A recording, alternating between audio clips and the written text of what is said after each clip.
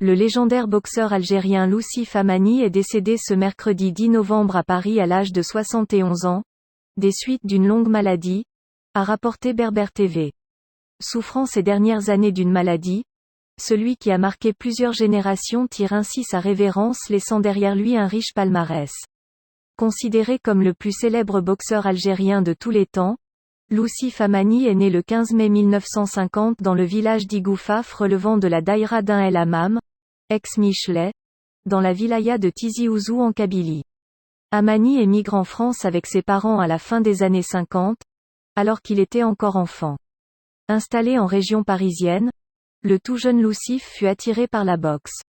J'avais à peine 8 ans quand j'avais commencé à fréquenter la salle de boxe de Choisy-le-Roi, se souvient Loussif dans un entretien en juin dernier au quotidien Liberté. Mon regretté père ne voulait pas entendre parler de boxe, car, pour lui, l'école passait avant toute autre considération, mais j'étais tellement fasciné par la boxe que j'allais m'entraîner souvent en cachette, et ce, grâce à la complicité de mon oncle qui m'accompagnait régulièrement à la salle de Choisy-le-Roi, surtout qu'entre moi et l'école, ce n'était pas le grand amour, avoue-t-il. Très vite, Loussif Amani devient l'un des meilleurs boxeurs de sa génération au début des années 70. C'est sous le maillot national que Amani a connu la gloire, puisqu'il a collectionné de nombreux titres et médailles aux compétitions internationales à l'instar des Jeux méditerranéens d'Izmir, en Turquie, 1971, et d'Alger, 1975, mais aussi aux Jeux africains de Lagos au Nigeria, 1973, et d'Alger, 1978.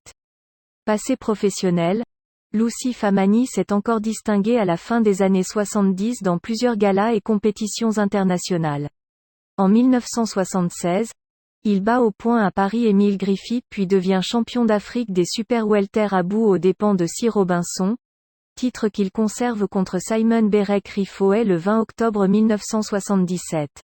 La riche carrière de Amani est également marquée par son combat légendaire contre le célèbre boxeur américain Marvin Hagler, le 16 février 1980, à la prestigieuse salle américaine du Madison Square Garden. Un combat durant lequel Amani s'est incliné par KO au second round. C'est d'ailleurs l'ultime combat pour Amani qui a pris sa retraite sportive et a entamé sa vie professionnelle en occupant plusieurs postes dans de nombreux consulats d'Algérie en France jusqu'à sa retraite.